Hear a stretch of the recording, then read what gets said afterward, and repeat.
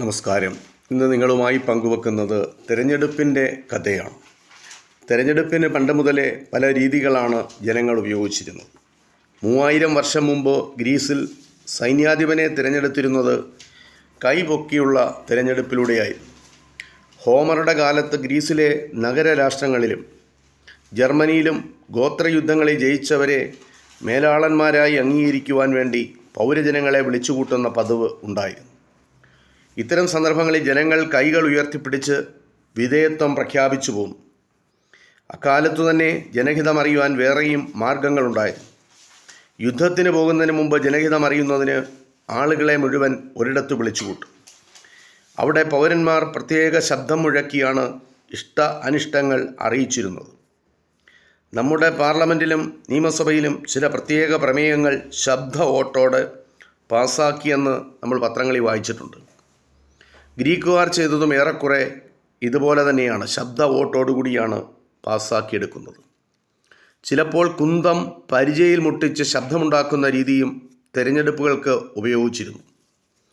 വടക്കിഴക്കൻ European രാജ്യങ്ങളിൽ പലയിടത്തും മധ്യദശകങ്ങൾ വരെ ഇത്തരം അഭിപ്രായ വോട്ടുകൾ നടന്നതായി ചരിത്രത്തിൽ രേഖയുണ്ട്.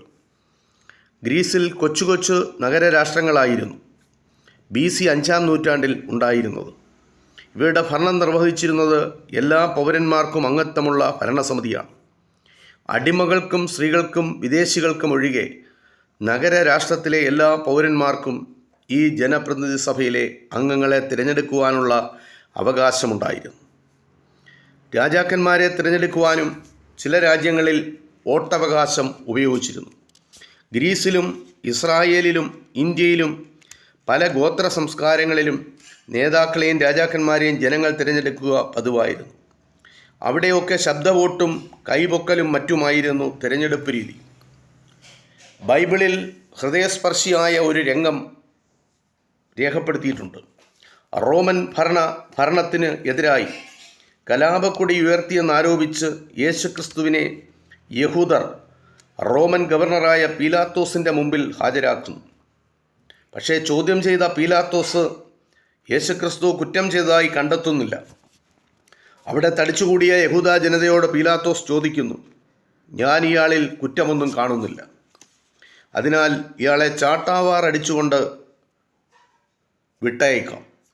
അതിന് ജനക്കൂട്ടം സമ്മതം പറയാതിരുന്നപ്പോൾ പീലാത്തോസ് അടവ് മാറ്റി. പീലാത്തോസ് പറഞ്ഞു, പെസഹ തിരുനാളാണ് വരുന്നത്. പെസഹ പെരുന്നാളിന് ഇപ്പോൾ ഓരോ വർഷവും തടവിൽ കഴിയുന്ന ഏതെങ്കിലും ഒരു